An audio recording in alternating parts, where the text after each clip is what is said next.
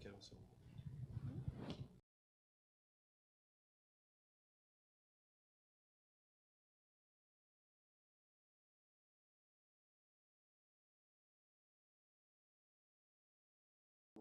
Habilitando la conexión. Ya. ¿Estamos? Bueno, primero de todo, bienvenidos. Quiero agradecer a la concurrencia, a los que están conectados a través de YouTube. Quiero darles la bienvenida a nuestras invitadas y a todos ustedes a esta sexta versión de estas que hemos llamado sesiones, conversaciones épicas. Esperemos estar a la altura de ese gran nombre y que lo que se genera acá sea una conversación épica. Mi nombre es Alejandro Trujillo, yo soy profesor de esta querida escuela de periodismo. Me toca hacer el taller de emprendimiento periodístico, así que algunos los voy a topar si no me los he topado todavía. Quiero saludar a las autoridades de la universidad, estudiantes y profesores que nos acompañan aquí en el auditorio, así como también a todos los que nos están viendo a través de nuestro canal de YouTube de la Escuela de Periodismo. Hoy hemos invitado a las autoras del libro Piñera en Jaque, bitácora íntima de un gobierno bajo presión, las periodistas de La Tercera, Gloria Faúndez y Paula Catena. Para quien pido un aplauso.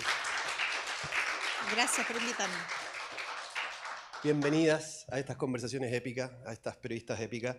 Me piden aquí que aclare bien que estas conversaciones épicas son material de estudio para nuestros estudiantes. Algunas de las preguntas que yo he preparado para ustedes y que la audiencia tiene van a ser motivo de conversación dentro de las clases y los profesores nos han enviado también algunas preguntas. ¿Cómo están, muchachos? Yo tengo que hacer una aclaración a la audiencia. Mi espíritu editor me lo obliga. Tengo que hacer un disclosure. Yo conozco muy bien a las dos entrevistadas. Soy muy amiga de una de ellas dos. Amigo. Muy amigo, no voy a decir cuál de las dos, muy amigo. Me tocó conocer de cerca el proceso de creación de este libro. Yo casi que debiera inhibirme de hacer esta entrevista, pero creo que puede ser un aporte que puede ser todavía más sabroso, porque conozco algunos entretelones de cómo se construyó. Así que dicho eso, hecha esa aclaración, quería preguntarles, las he visto en la prensa, están famosas las dos, las he visto en varias entrevistas, muchas entrevistas, esta debe ser como la 10ª que les hacen. ¿Cómo es estar del otro lado de la vereda? Es decir, para este libro en particular, en la aclaración ustedes señalan ahí que hicieron 100 entrevistas, más de 100 entrevistas. Se enfrentan todos los días a este proceso de entrevistar a políticos, entrevistar a figuras públicas. ¿Cómo estar del otro lado? Es decir, ¿cómo ver la entrevista del lado de quien es entrevistado? Yo lo dije para el lanzamiento del libro, que era evidentemente una incomodidad y que estar del otro lado de la vereda, también puedo decir que ahora soy más quizá indulgente con la gente que tengo al frente, porque es complejo estar,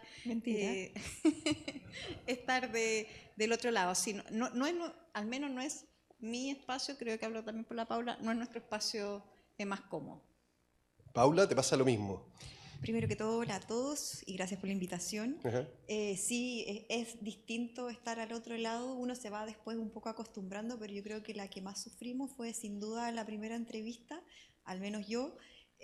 Por suerte fue en la casa, ¿cierto? Porque fue en Radio Duna, entonces era parte de gente que conocíamos, pero aún así sí fue complejo estar desde el otro lado, porque claro, uno está acostumbrado a interpelar, no que te interpelen, y por lo mismo tiene una complejidad adicional. Pero ya en el ruedo nos hemos ido acostumbrando y ya funcionamos bien de memoria. Yo me imagino que uno se prepara para no decir algunas cosas, así como para decir otras. Yo como entrevistador, y a ustedes les ha pasado, cuando preparan una entrevista, quieren encontrar esas cosas que este entrevistado no quiere contar, que no quiere decir, que quiere protegerse. Vamos a ver si encontramos algo de eso para que sea más entretenida esta conversación de hoy día. Lo primero que tenía que conversar con ustedes es que después de repasar algunos de los capítulos, uno como que se impresiona un poco el conjunto de hechos, de episodios y cosas que sucedieron en este país durante el segundo mandato de Piñera, que es el eje central de la historia, y que no ha pasado tanto tiempo. Se dice que el votante chileno no tiene tanta memoria, y parece que ustedes hicieron un ejercicio aquí como de memoria. ¿Cómo es construir no tanto el presente, sino más bien historia, recordar episodios que pasaron no hace tanto tiempo y que parece que se han ido olvidando. Mira, le robo siempre la frase a Ascanio Cavallo, porque él dice que resultaba, lo dijo en nuestro lanzamiento, que era muy sorprendente lo extremadamente corto que fue el largo gobierno, al revés, lo extremadamente largo que se sintió el muy corto gobierno de Sebastián Piñera, porque efectivamente pasaron muchas cosas. Ahora, sobre lo de revisitar, a mí me parece que el ejercicio mismo del periodismo es revisitar. Es decir, nosotros trabajamos básicamente en el día a día, cubrimos nuestra perspectiva en eso, una perspectiva muy corta. Y en parte por eso, porque nos pasó que con el gobierno de Piñera, que Paula cubrió en el día a día en La Moneda, y a mí me tocó en ese entonces, bueno, recién debutaba como editora general, sí, súper yeta, así mal. Debutaba como editora general y nos toca el estallido social, posteriormente la pandemia. Nos conocimos trabajando juntas en eso, lo que no deja de ser, digamos, porque eran tiempos bien convulsionados. Y siempre nos quedó como este sabor amargo de que quizás qué se nos arrancaba, qué pasaba, si merecía darle una segunda vuelta a esto tan intenso que habíamos vivido. No lo digo solo por el estallido. La pandemia fue un hecho también muy, muy decidor, muy, muy revolucionario para el periodismo. Tuvimos que aprender a hacer periodismo de otra manera, derechamente, desde lo telemático hasta este temas de los WhatsApp y qué sé yo. Entonces, claro, si bien nuestro trabajo básicamente en el día a día, porque los que miran con perspectiva son más bien los historiadores, siempre quedamos con ese gustito, ¿no? De que quizá algo se nos pasó, quizás fuimos injusta en algún minuto. Bueno, y en eso nos dimos cuenta que se nos pasaron un montón de cosas, que pensábamos que lo sabíamos todo cubriendo La Moneda, y la verdad que después revisitando ciertos episodios, por ejemplo, en Cúcuta, en Catrillanca, sobre todo durante el estallido social, cosas que no reflexionamos como se debió haber reflexionado. Por ejemplo, un ejemplo concreto tiene que ver con todo lo que estaba instalado respecto de la renuncia o no renuncia del expresidente Sebastián Piñera en ese momento y cómo se vivía eso puertas adentro. Nunca más allá de los emplazamientos públicos, por ejemplo, que hizo la oposición en su momento respecto de pedir rápidamente la salida, que el Partido Comunista lideró eso, no vimos el puertas adentro de La Moneda, cómo se vivía ese temor que estaba instalado efectivamente y que se hablaba solo con unos pocos. Eso se nos pasó absolutamente, y eso tiene que ver justamente con estar arriba de la pelota, arriba de la noticia, porque no solo tenemos que contar, ¿cierto?, la trastienda, que es como el foco que tiene La Tercera, de contar más allá de lo que pasa, ¿cierto?, y lo que se dice públicamente, sino que también responder a lo que todos los días era una noticia diferente que teníamos que estar arriba, entonces tampoco había mucha posibilidad de profundizar. Y en eso, bueno, nos embarcamos con Gloria, y lo primero que hicimos, que después deriva en el libro, tiene que ver con estos 5 capítulos especiales que hicimos para La Tercera, que se fueron publicando cada domingo, que fueron 5 episodios, y ahí decidimos reconstruir, ¿cierto?, desde que Sebastián Piñera decide postularse nuevamente a La Moneda en 2017, hasta lo que fue, bueno, su trágico final, que todos ya saben cuál fue. Y en eso, bueno, nos fuimos encontrando con varias cosas y varios episodios, pero no solo, si bien el eje central era el estallido social y la pandemia, que fueron dos grandes crisis que nos motivan a reescribir y revisitar, justamente también por lo que dice Gloria, que en un periodo tan corto de tiempo pasaron muchas cosas, y tiene que ver también en cómo se comportó la figura presidencial en ese periodo tan corto. O sea, un Sebastián Piñera que durante el estallido social se ve muy errático versus un Sebastián Piñera que durante la pandemia estuvo mucho más lúcido y saca a lucir nuevamente esas características propias, más bien empresariales, que tienen que ver como con sus orígenes. Y entonces en eso... aún más interesante era volver a ver por qué ocurrió esto, ¿cierto? ¿Qué pasó entre medio que gatillaron todas estas cosas? Y bueno, eso termina en el libro. A mí hay una cosa que me voló la cabeza cuando uno ya ve el libro como un poco armado, ¿no? Y lo lee y lo relee, porque esto es un ejercicio así, digamos. Que era Boric. A mí me sorprende mucho, lo he dicho, me sorprende mucho que no hayamos visto venir a Gabriel Boric, porque Boric está presente de manera muy sustantiva durante todo el gobierno de Sebastián Piñera. en distintas escenas, pero muy protagónico. Estuvo al inicio, cuando él es de los pocos que participa de los diálogos que abrió Piñera, en el caso de él, en el tema de la infancia y la niñez. Aparece, por cierto, quizás que se sabe más en el estallido, pero él está al inicio del estallido cuando advierte al gobierno de, oye, esto no estamos nosotros detrás, algo está pasando acá, no somos nosotros, esto es algo serio, que una de las primeras alertas que recibe La Moneda ese 18 de octubre. Está, por cierto, cuando firma el acuerdo constitucional de manera personal, porque su partido se baja, es decir, Boric aparece, como que aparece y desaparece durante todo el gobierno de Piñera y yo siempre me quedé con la sensación de decir, chuta, ¿cómo no lo vimos? Digamos, no vimos venir a Boric. Era obvio que iba a ser el presidente de Chile.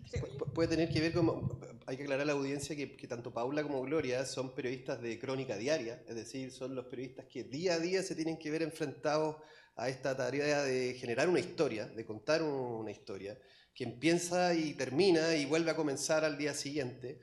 Me imagino que tener tiempo, espacio para desarrollar una investigación para un libro puede ser un lujo, pero también puede ser más difícil cuando estás acostumbrado a aproximarte a la historia de estas pequeñas historias todos los días.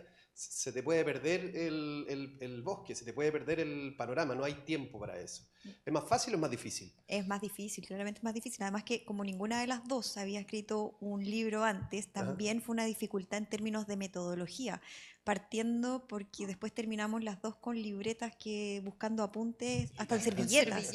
O sea, teníamos un nivel de desorden en un momento que dentro de todo igual fue ordenado, porque la suerte que tuvimos, que yo creo que en eso, al menos yo me siento súper afortunada, fue de trabajar con alguien que trabaja como de memoria. No hubo conflictos, no hubo diferencias respecto de cómo queríamos que fuera el libro o de lo que era noticia o cómo construir la historia y el relato. Y lo bueno es que también compartimos la mayoría de las entrevistas que fuimos, yo creo que fuimos al 99,9% juntas, lo que también fue una buena estrategia en términos de que nos complementábamos porque las dos tomábamos apuntes, las dos tomábamos notas, después eso lo intercambiábamos y eso hacía que el resultado fuera mejor.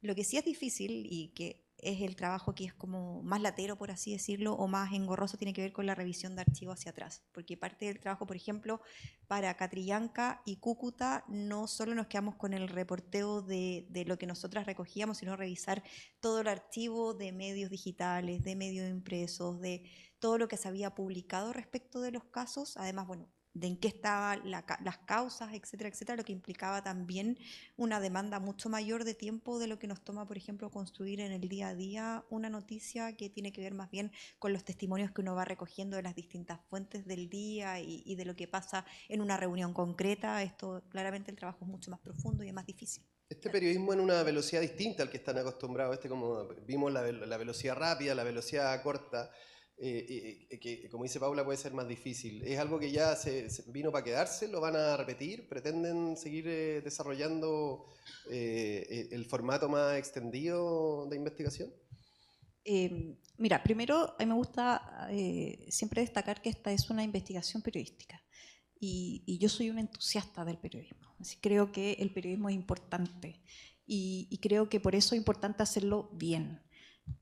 Soy muy orgullosa de la profesión, creo que es la mejor profesión del mundo, de hecho.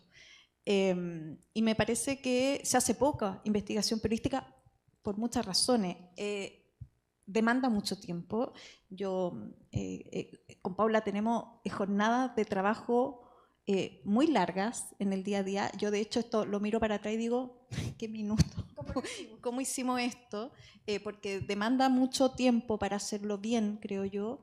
Pero la gracia la gracia de la investigación periodística tiene que ver también con reivindicar la propia profesión. Es decir, es difícil hacer investigación periodística, no solo por los tiempos, tuvimos suerte, trabajamos juntas, trabajamos en La Tercera, que también se involucró, fueron muy generosos con su tiempo, es decir, yo me imagino que para ellos no debe haber sido muy agradable cuando con Paula decíamos, ¿sabes que nos desaparecemos 2 semanas? Porque de verdad a veces nos desaparecíamos 2 semanas para escribir. y yo a la Paula la vi más que a mucha gente de mi familia durante mucho tiempo, es decir, nos juntábamos a las 8 de la mañana, súper matea, y terminamos 8 de la noche, no sé, sin parar. Claro, tuvo todas esas ventajas, conocerse, trabajar juntas, compartir una mirada de lo que es el periodismo y compartir también una mirada de cómo uno ve también a los personajes, pero fue cansador, fue súper cansador. La otra vez nos dijeron que para ser autoras reales teníamos que escribir 2 libros. Así que podemos desclasificar algo. Nos hicieron un ofrecimiento, pero está en evaluación. No lo hemos conversado, de hecho. Es verdad. Pero sí ya nos hicieron un ofrecimiento que está sobre la mesa, pero ahí tenemos que ver el tema de los tiempos. Es harto trabajo y es bien cansador. Bien. Vamos al fondo. ¿Por qué es importante hablar de Piñera?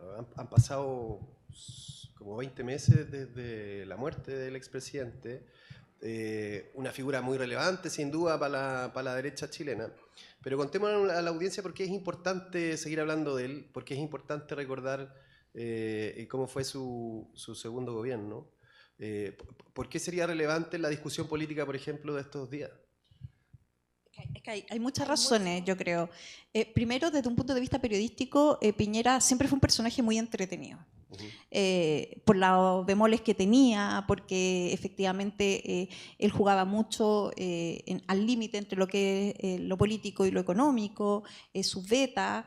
Debo decir que era un presidente además que respetaba mucho la prensa, le dedicaba mucho tiempo a conversar con la prensa, era para nada un presidente digamos distante, es decir, uno lo podía conocer bien. Fue un presidente al que vimos probablemente en sus mejores y en sus peores momentos, y desde ese punto de vista, desde lo periodístico es muy rico porque tiene muchos matices. ¿Por qué es importante ahora? Es decir, marcó, creo yo, cátedra con ser el primer presidente de derecha en llegar a la moneda.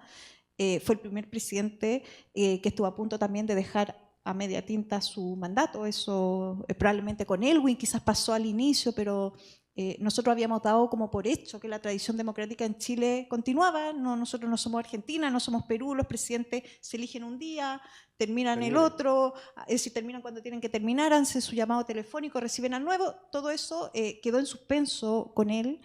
Y yo creo que ahora además es pertinente, pero estas son las vueltas de la vida, ¿no?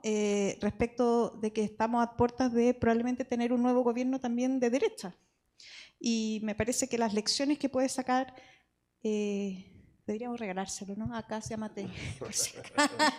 para que lean lo que se puede y lo que no se debe hacer, creo yo. Claro, que a propósito de eso, Piñera siempre fue como un factor como, no sé, que temperó un poco la temperatura de la derecha tradicional, es la figura política que permitió la llegada de la derecha al gobierno en democracia, pero es probablemente el líder político menos de derecha que había en la derecha tradicional.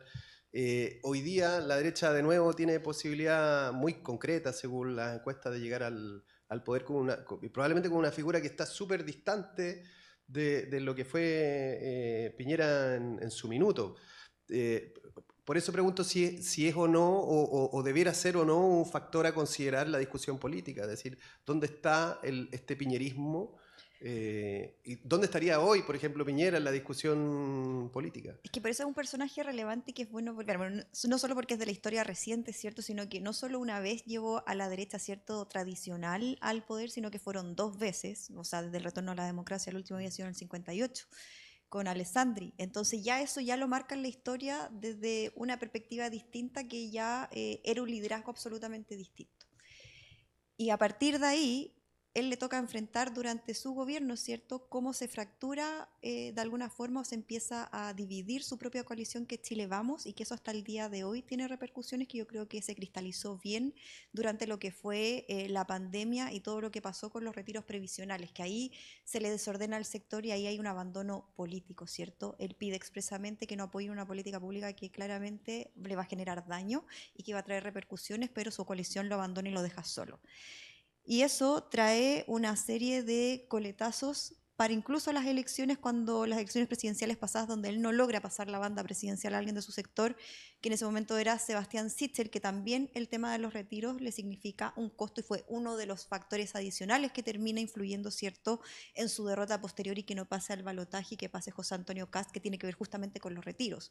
Él dice, llama a no aprobarlos también, pero resulta que él también había retirado, se forma toda una polémica y hasta el día de hoy ese sigue siendo un factor que divide y que se sigue sacando en cuenta, o sea, se sigue enrostrando al sector. Hay otro factor que tiene que ver con la decisión política que toma, que pudo haber sido mucho peor para el sector, que tiene que ver con habilitar, ¿cierto? Digo mucho peor por el resultado de la Convención Constitucional, que tiene que ver con habilitar el proceso constituyente y de alguna forma lo que algunos calificaron como entregar la Constitución, ¿cierto?, de Pinochet del 80, por encontrar una vía institucional para salir de la crisis del estallido social. Y eso, si es que no hubiese sido, porque una vez que deja la moneda, él sigue intentando, ¿cierto?, hacer toda una campaña para que se rechace, que es lo que termina pasando, pero hasta el día de hoy es algo que le sigue pesando. Y más allá de eso, de cara a las elecciones, y que hago el nexo con lo que decía de lo que le pasó a Sebastián Sichel y las elecciones, bueno, ahora nuevamente una figura ligada a Chile Vamos se enfrenta a elecciones donde nuevamente está en cuestión de que pase a segunda vuelta, que tiene que ver con José Antonio Kast, nuevamente está liderando las preferencias. Y en ese entendido, nuevamente algunos se preguntan cómo se comporta Chile Vamos actualmente con su candidata y se están viendo cosas similares, ¿cierto? El abandono, como por ejemplo le ocurrió a Sebastián Sichel en los descuelgues en favor de José Antonio Kast, lo mismo le está pasando a Evelyn Matei ahora. Entonces hay unos que creen que la reflexión que se tiene que hacer es cómo se comportaría la coalición de Chile Vamos nuevamente en un gobierno de Evelyn Matei en este caso. Probablemente si estuviera vivo estaría con Matei, ¿no? Estaría apoyando la candidatura a Matei. ¿Qué creen ustedes a partir de lo que lograron reconstruir de cómo pensaba el expresidente Piñera? Bueno, igual es contrafactual eso, pero lo que teníamos entendido es que efectivamente hubo un par de reuniones con ella y es lo que contamos en el libro, en donde de alguna forma él tantea o sabe que ella va liderando, ¿cierto?, las preferencias presidenciales, pero en su fuero interno y con su círculo más íntimo a él le gustaba jugar con esta idea de un Sebastián Piñera 3.0 y que más allá de que no tenía por ningún motivo el apoyo familiar, porque ya le habían dicho en su segunda administración, te lo dije, o sea, esto ya significó un costo familiar y hubo resistencia para que fuera candidato. Lo cierto es que a él en su fuero interno sí le gustaba jugar con esta idea, pero sí sabía que Evelyn Matei iba al alza, pero un par de su núcleo cercano, que también es parte de lo que contamos en el libro, decían que a él le hubiese gustado también, si es que no hubiese sido él, alguien más cercano de su núcleo más íntimo del piñerismo, como más duro que estaba en ese momento, como por ejemplo una figura como Jaime Belolio, que pudiera proyectarse como una carta presidencial, más allá que no figuraba en el mapa presidencial en ese momento, bueno, y ahora es alcalde. Lo cierto es que le hubiese gustado a alguien más de su núcleo más estrecho. Pero sin duda sería un gran elector, sería un apoyo importante para cualquiera de los candidatos que está compitiendo hoy día, más allá, ¿o no? Es decir, Piñera, a diferencia de muchos líderes políticos, tenía dos requisitos, creo yo, que son importantes, pero no los tiene todo el mundo. Uno, tenía liderazgo político propio, que es lo que tienen en general los políticos que generan carrera, ¿no? Pero además tenía plata. Y eso también es muy clave. En él se configuraban esas dos, es decir, no solo era el gran elector político, sino era que además que te podía poner sobre la mesa dinero. Apoyaba. Y eso sí, no lo tiene, yo creo, otra figura de la derecha chilena. Bien, bueno, estamos en un aula de periodismo y yo eché de menos un capítulo en el libro. Pues está como transversal, encuentro yo, en varios episodios, sobre todo en los episodios que son de mayor tensión. ¿Y qué es este Piñera arrinconado, bajo presión? Buena parte de esa presión estuvo ejercida también por algunos roles que tenían a favor o en contra la prensa. La prensa tuvo un rol importante, fue difícil ser editor de medios, lo digo porque me tocó ser, compartimos algunas variedades. ¿Le sirvió esta investigación periodística como para hacer un análisis sobre el rol que jugó la prensa durante el estallido? Es decir, es un análisis que no queda no quedó como testimonio en el libro, pero sí yo creo que la prensa tiene que hacer su propio análisis respecto de cómo, no solo el estallido social, que es de lo que más se habla, ¿no? Porque se habló de toda esta prensa que podía haber tenido un rol más militante, sino también en la pandemia. Voy a hacer como una intimidad respecto de mi diario, digamos, no sé si debería, pero era en esta lógica que yo siempre les decía, para la pandemia muchos periodistas se asustaron y genuinamente pensaron que su vida estaba en peligro. Y eso significa que no querían salir a reportear.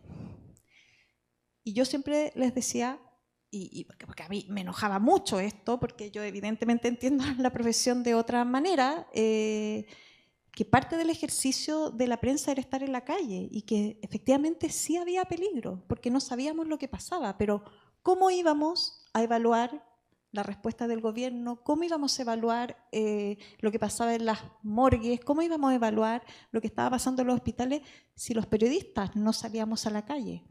No era mi caso, aclaro por si acaso. No, la Paula siempre estuvo en la moneda. Pero efectivamente muchos periodistas también malentienden su rol. Yo aquí no me voy a ir en la profunda ni mucho menos, pero creo que parte importante de la crisis del periodismo tiene que ver con que los periodistas no valoran, no tienen real conciencia de cuál es su rol. Y eso evidentemente pasó en el estallido, pero también pasó en la pandemia. Eso quiero decir que la tercera se ríen, porque yo siempre digo, no son oficinistas. Es decir, porque es como, esto no es una pega de oficina.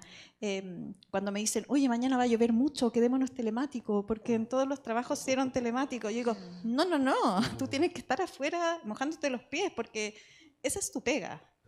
Y hay otro factor también, bueno, no lo abordamos en el libro porque no fue motivo de reflexión propia para dejarlo plasmado en el libro, sí una reflexión que se da más puertas adentro respecto de cómo se comportó la prensa en general, sobre todo en el estallido social. Yo creo que una de las cosas que también ahí el periodismo, la prensa queda al debe, tiene que ver con cuando circulaba información como por ejemplo que había un centro de tortura en el metro Baquedano y que... Tema de derechos humanos. Y el tema de derechos humanos y como de repente se publicaba una información en redes sociales y rápidamente se veía a ciertos periodistas o medios de comunicación o portales que se subían a esa información sin contrastar si eso realmente estaba pasando o se tomaban ciertas declaraciones y cuñas que se ponían ciertas partes y no completo. Yo creo que ahí también hay una autocrítica y una reflexión que tiene que haber quizás más profunda respecto de cómo se comportan los medios, porque hay muchas de esas cosas que después se desmintieron, pero quedaron en el consciente colectivo respecto de que eso pasó, de que eso ocurrió, y hasta el día de hoy gente sigue replicando cosas que sí salieron en los medios y que si bien se retractaron, se corrigieron, no fue lo suficiente, no de la misma forma en que se publicitó, ¿cierto? Que se publicó con la misma intensidad. Entonces ahí yo creo que hay una autocrítica que no se ha hecho respecto de los medios de comunicación en rol y que tampoco se ha escrito mucho. Claro, era muy difícil tomar decisiones como para sostener, por ejemplo, una línea editorial de un medio en momentos donde había una presión muy fuerte. Ustedes describen todos los episodios de altísima tensión, cómo se vivían dentro de la moneda, cómo se vivían en distintas reparticiones públicas. El mundo de la prensa tenía que tomar decisiones también en tiempo real, o sea, ya para nadie un misterio, hubo periodistas, no sé, rostros de televisión, cuya popularidad cayó por determinados comentarios, qué sé yo, medios de comunicación, qué sé yo, publicaban una noticia y eran funados, o sea, probablemente las audiencias terminaron polarizándose y poniendo a los medios en medio de esta discusión. La pregunta es si al revisar lo que pasó durante este periodo, uno encuentra que quizás hubo cosas que debieron haberse hecho distintas. Me imagino que ustedes hacen el ejercicio de revisar noticias, revisar cobertura, volver a hablar con los mismos protagonistas. O sea, aparte de las cosas distintas, por ejemplo, el ejemplo que ponía anteriormente, y también, no sé, quizás es difícil porque ahí yo creo que Gloria lo vivió más latente porque ella estaba en el Como rol editora. de editora. Sí. Yo ahí todavía era periodista solamente de La Moneda, pero sí me tocaba lidiar con la contraparte y yo creo que para Gloria fue aún más de cómo las autoridades también te pedían en la época cuiden el tono, aquí está en juego la democracia, la institucionalidad, Vivía en su propio Piñera en jaque, era su propio jaque tratando dentro de también un poco de hacer entender que esto era como demasiado complejo, que no solo era una cosa que estaba en juego la política, ¿cierto?, sino también lo que se comunicaba. Y ahí yo creo que el lado editorial, ahí la Gloria lo puede contar más si quiere, tiene que ver más con esa contraparte. Da para un libro también. Da para un libro. Y sí, pasaron muchas cosas que se mezclan, por cierto. Hasta el día de hoy yo creo que hay una audiencia que cree que los medios de comunicación estamos para validar lo que piensan, más que para informar a sí mismo. Entonces, si uno informa algo que no tiende a confirmar sus propias apreciaciones, entonces un medio miente. Esto ha sido un tema para los medios tradicionales muy complejo. Por cierto, hemos hecho, tenemos que hacer también mea culpa. Yo en particular de las coberturas en la tercera, me gusta mirar con orgullo lo que hicimos. ¿Y nos equivocamos? Sí, nos equivocamos en algunas cosas, por cierto, pedimos perdón, de hecho públicamente en otras, lo que pasa es que se rompieron muchos consensos y eran cosas que uno no sabía. Por ejemplo, hay un consenso básico, los que no saben, los que no son periodistas probablemente no tienen por qué saberlo, pero hay un consenso básico en que una autoridad debiera decir la verdad, por ejemplo. Entonces, cuando uno va donde un ministro y habla con un ministro y un ministro le dice, más allá de que evidentemente pueda exacerbar algún hecho, no sé qué, lo que dice es básicamente verdad. No está esta lógica de que alguien te va a mentir descaradamente diciendo algo. Esos consensos se rompieron derechamente. Entonces llega un minuto en que, y esto fue una cosa real, que en un minuto no, yo creo que estaba contigo, yo era la amiga, por cierto. Ya, yo creo que estaba contigo, pero en algún minuto nos sentamos a preguntar, oye, ¿a quién le creemos? ¿Le creemos a la Fiscalía? ¿Le creemos al gobierno? ¿Le creemos a la oposición? Llega un minuto en que tú te preguntas, ¿a quién le crees? Y eso es muy jodido cuando uno hace periodismo, porque como les digo, esto funciona como distintos contrapesos, donde uno va contrastando la información. Claro, pero cuando tú... Además están las redes sociales. Es que por eso, pero cuando tienes a todas las instituciones con versiones distintas, ese contraste de información se hace mucho más complejo y por eso sopesar quién dice la verdad te obliga a buscar aún más fuentes allá de lo que está pasando y eso también te aumenta el margen de error en las publicaciones y ese es como lo que había que lidiar todos los días. Voy a empezar a leer las preguntas que nos están mandando los profesores. Aquí hay una. ¿Cuáles creen que fueron los principales fantasmas que rondaron en la cabeza del presidente Piñera durante el estallido social?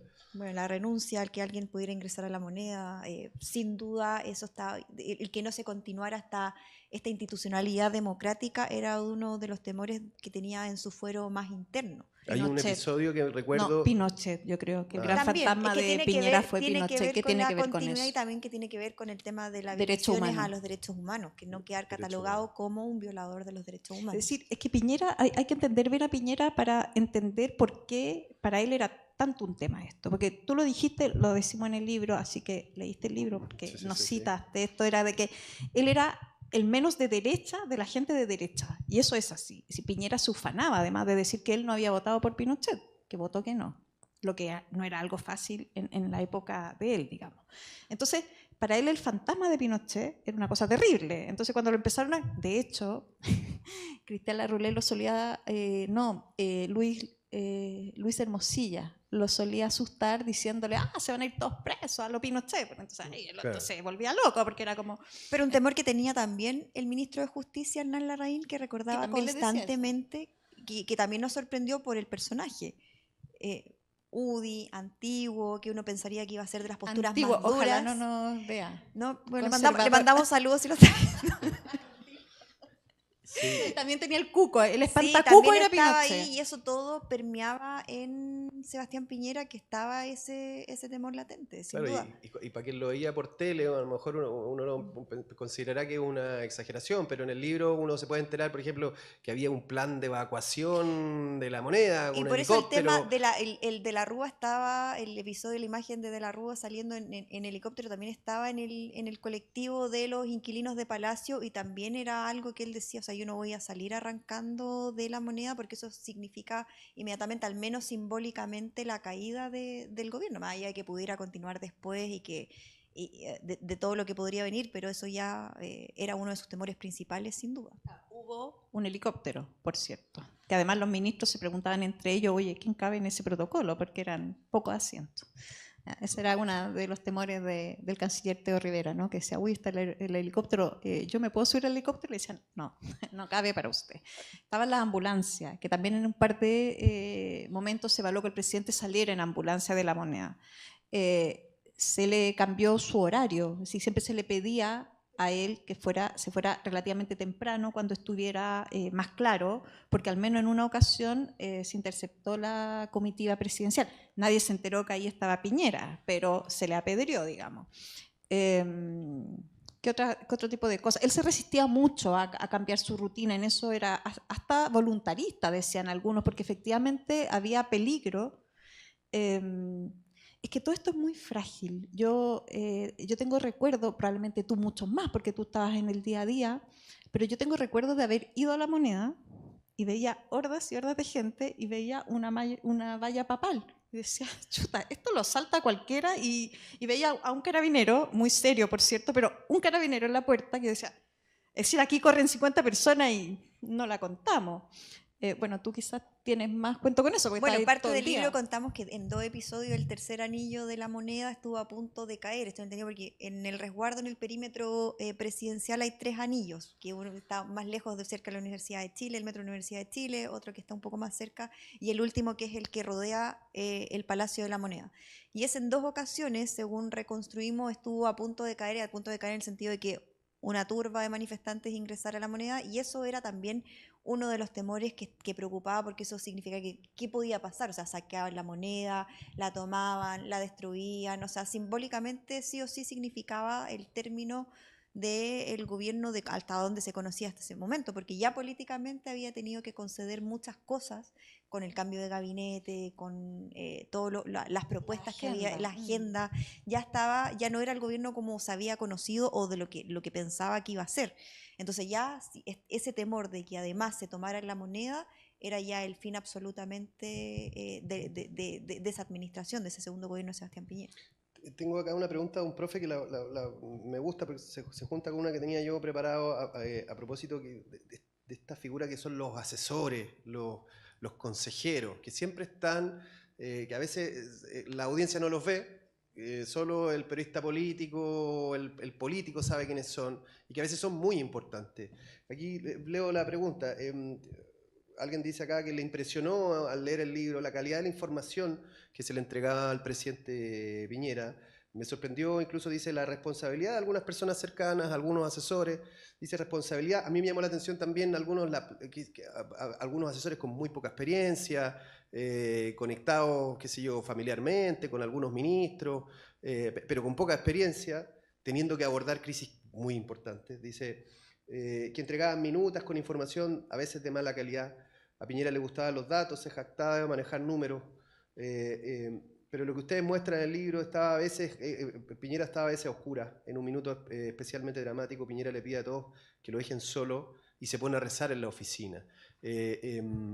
Esto me parece interesante, como hacer un doble clic, esta figura de cómo el poder se hace rodear de consejeros, cómo el Estado se hace cargo de hacerse asesorar bien, digamos, en fondo, de tener el máximo de información posible. Es que claro, pero yo creo que ahí hay dos dimensiones. Uno, efectivamente, el presidente Piñera era un presidente que se rodeaba de gente joven. Ahora, no era cualquier gente joven, era gente en general que era hijo de sus amigos. Hay 2 muy emblemáticos, por cierto, Magdalena Díaz, que es hija de Pedro Pablo Díaz, un amigo de él de toda la vida, y Benjamín Sala, que es hijo de Paulín Cantor, que fue no solo fue ministra de Piñera, sino que era una persona con la que tenía harta vida social.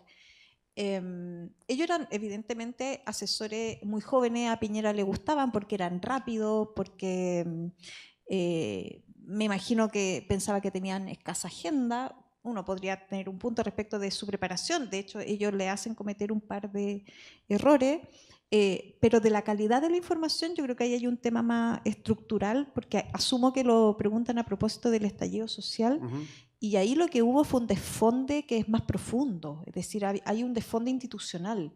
No es que hubiera asesores malos, es que no sabía los militares, no sabía carabineros, es decir, Es que era ahí un se tema dio mucho más complejo. el tema de la inteligencia quedó, se cristalizó de que había problemas, o sea, y por eso después se inicia o se trata de empujar toda esta agenda para reformar el sistema de inteligencia, o sea, nos contaban y está, creo, en una parte del libro que mucha de la información que recogía inteligencia tenía que ver con lo que recogían en los diarios o en los medios de comunicación. Sí. Esos eran los informes que estaban y Es que entregaban. que uno que conoce a Piñera, yo me imagino la cara O que sea, le pusieron cuando él pregunta, oye, no le preguntó a cualquiera, le pregunta al jefe de Carabineros, ¿cómo se informa usted? a través de la radio. Radio Bio Bio, Bio. Radio Bio Bio. Entonces, Que se vuelve loco. Entonces yo creo que eso da cuenta de la poca información, de la poca y la mala calidad de la información que tenían y por eso también, y eso hay consenso respecto de los que fueron autoridades de Sebastián Piñera, que parte de lo que lo llevó a estar tan errático durante el estallido social y el nivel de frustración que tenía que ver justamente por esta mala calidad de la información, que eran puras hipótesis o ideas o información que venía de la misma prensa, que era la que tenía acceso toda la ciudadanía, y él como la principal autoridad, y claro, en el núcleo donde debería estar uno pensar que está toda la información de calidad, no era tal. O sea, al punto de que el día que este ejemplo siempre lo hemos puesto con Gloria en la ronda de entrevistas, que tiene que ver como cuando el mismo día del 18 de octubre está quemándose la Torre Enel y Rodrigo Villa encabeza una reunión con los altos funcionarios de Carabineros, pregunta, bueno, ¿y dónde está el respaldo de Enel?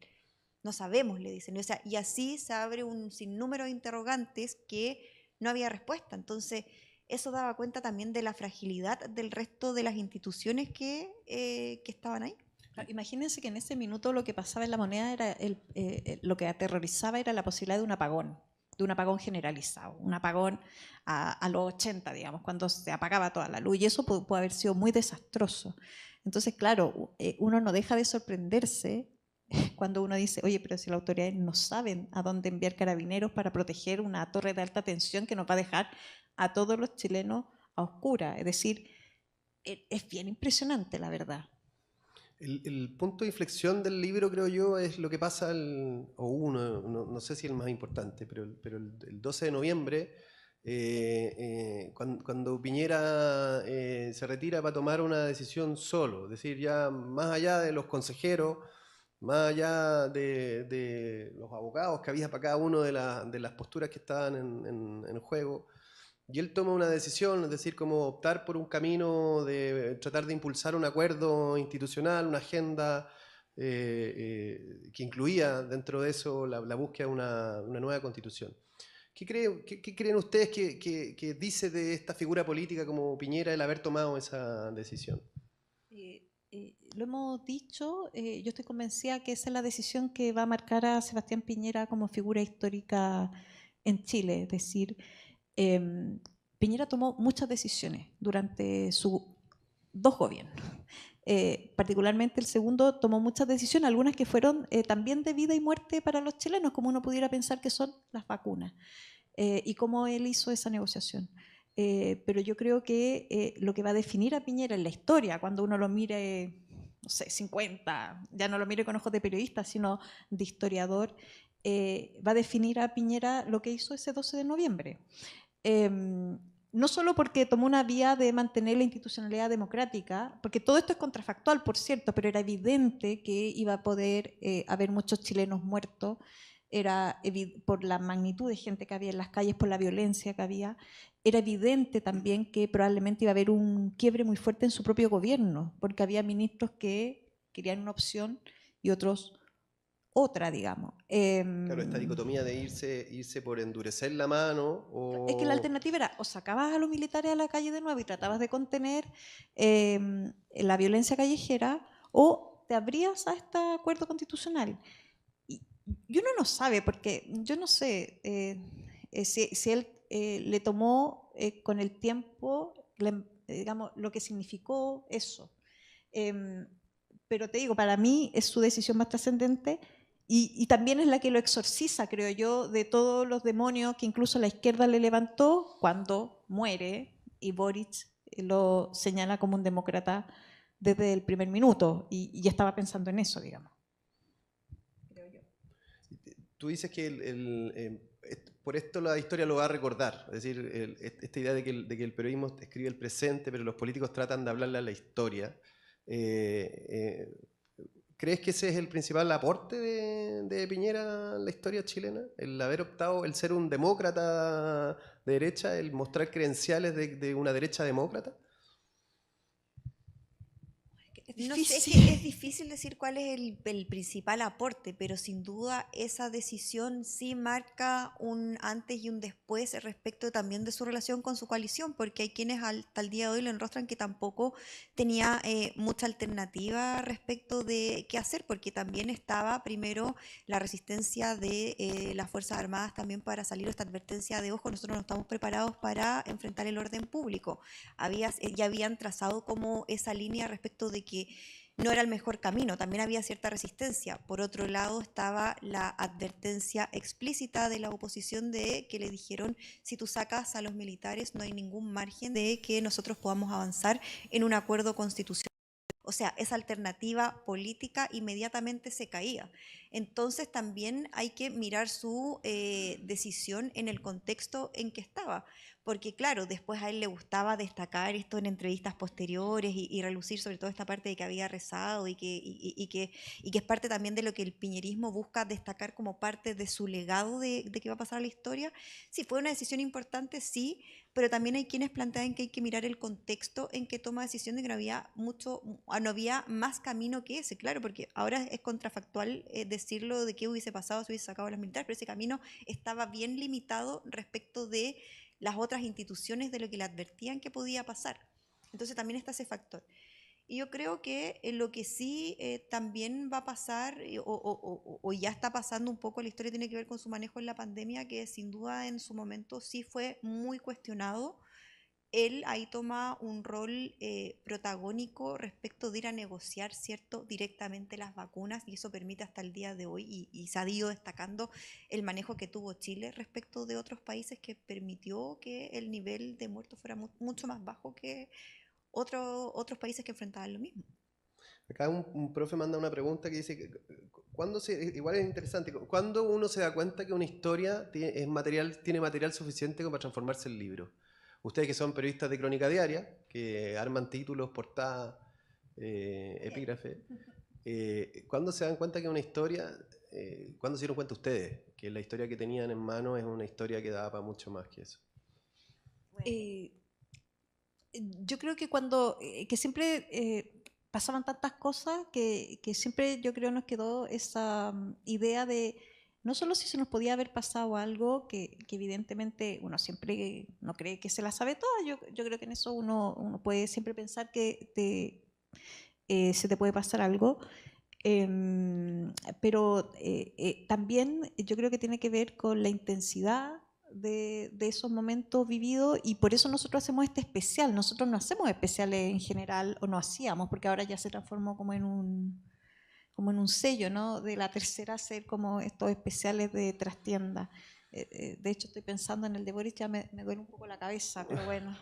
Pero siempre nos quedó como esa sensación de que eran dos cosas, creo yo. Uno, de que pasaron muchas cosas y cómo las miramos, se nos pasó algo, que es una cosa que permanentemente con la Paula hacemos ese ejercicio de reflexionar, oye, se nos pasó esto.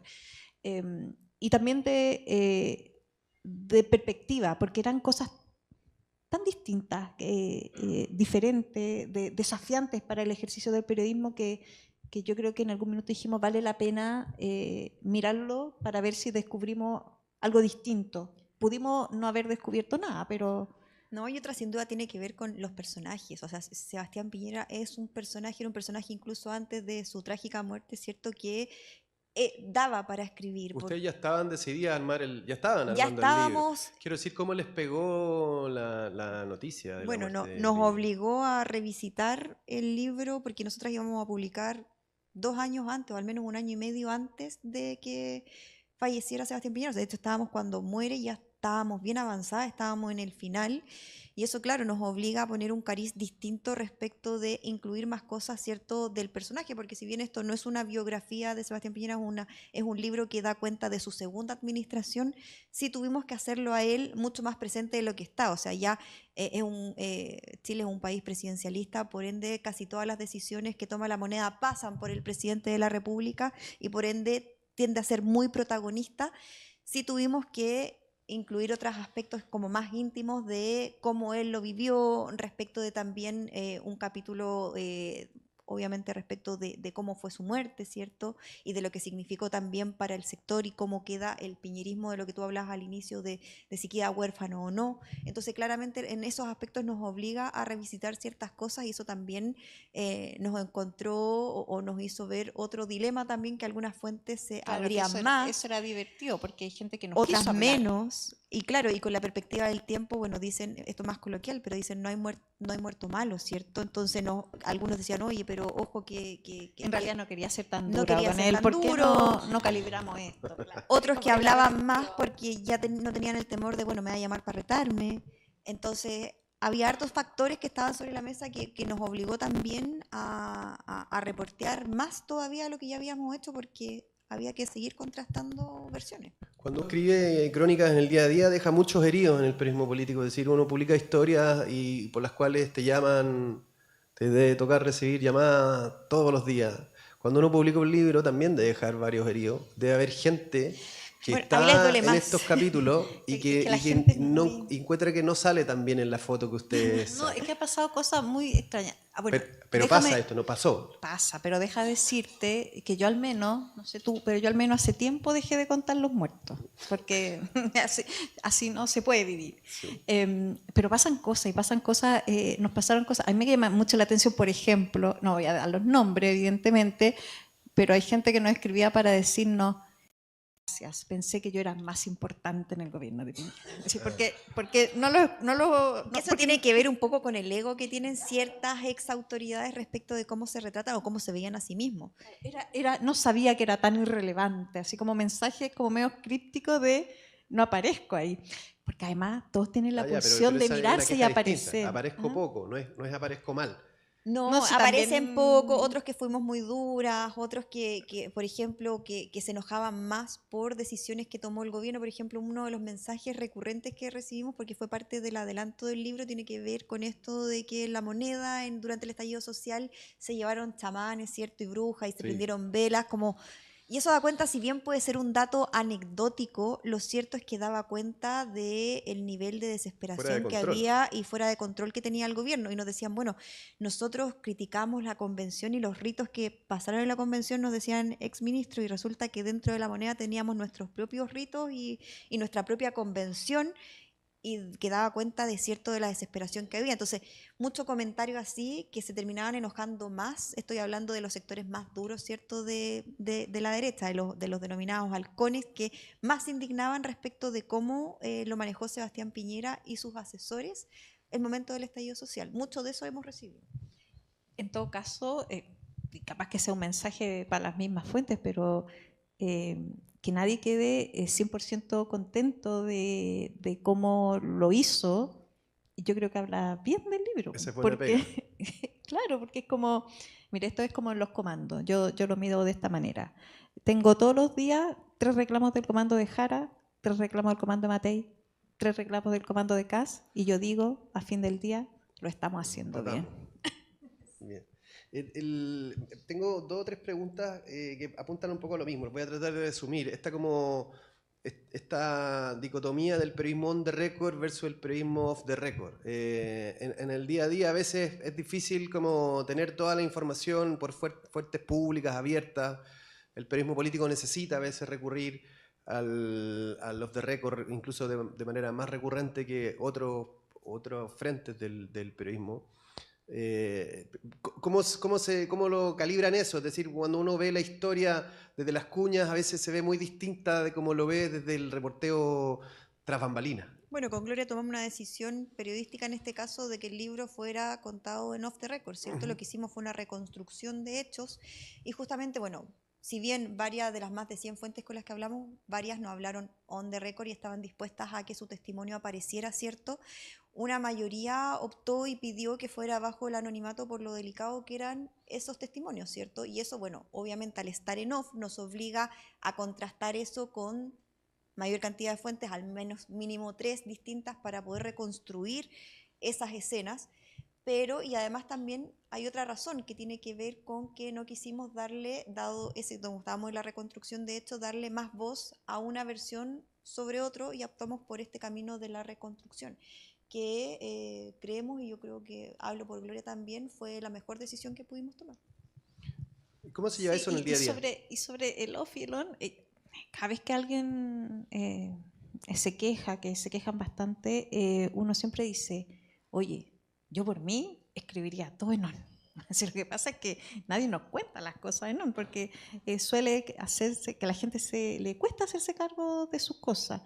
El off the record en este caso, además de lo que te comenta la Paula, yo creo que te da la libertad efectivamente de reconstruir sin tratar de agradar a nadie en particular.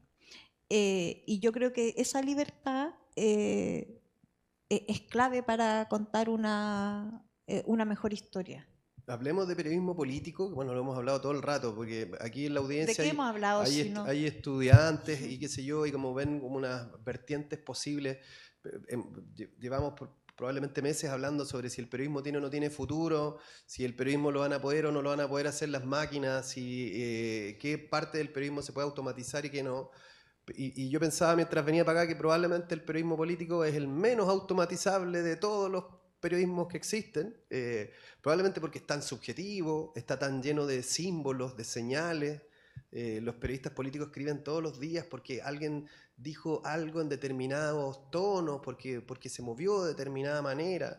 Algo que no entendería un bot, no entendería una inteligencia artificial. Una inteligencia artificial no entendería por qué es un escándalo que se suban los pasajes 30 pesos o porque un presidente aparece en una pizzería comiendo en momentos de que el país está totalmente estallado. Eso requiere una subjetividad humana y por lo tanto uno dice el periodismo político tiene larga sobrevida, es decir, probablemente es el periodismo que nos va a acompañar mucho tiempo más.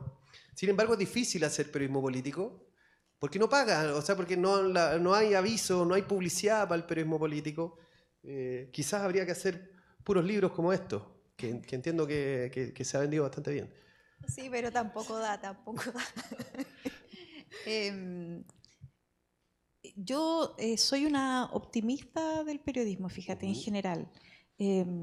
Yo siempre cuento una historia, comentaba antes con algunas de las personas que nos recibieron en la universidad, que a mí me encanta hacer clases.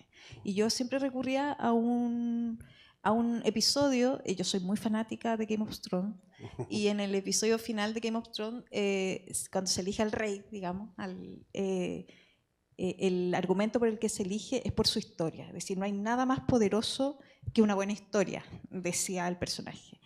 Y yo siempre he dicho, sí, hay algo más poderoso. ¿Quién la escribe? Es muy importante quién escribe una historia. Y por eso creo, porque al final del camino, la gente necesita no solo que se escriban historias, necesita que estas historias puedan transformarse en una suerte de escenario común para todos. Y esa es la gracia del periodismo y es la gracia del buen periodismo.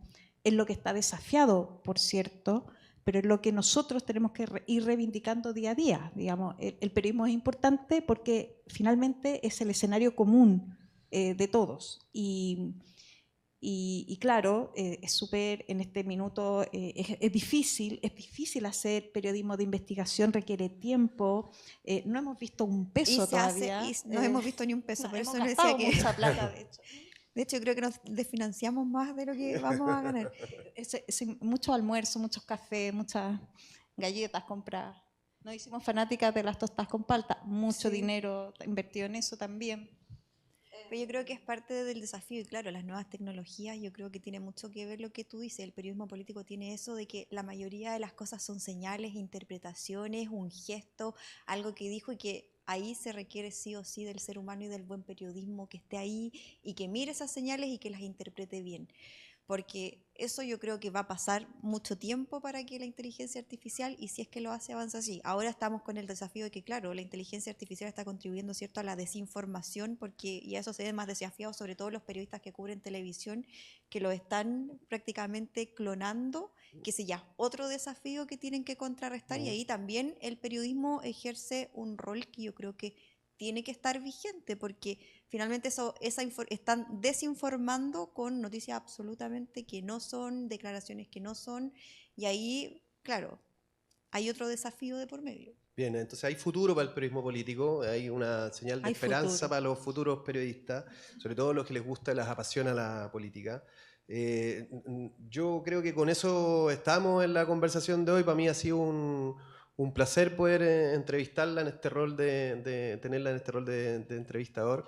Felicitarlas por su libro, por su trabajo y muchas gracias por venir a esta sesión de conversación épica a nuestra querida Escuela de la Eugenio. Gracias por el tiempo. Muchas gracias por la Gracias invitación. por invitarnos.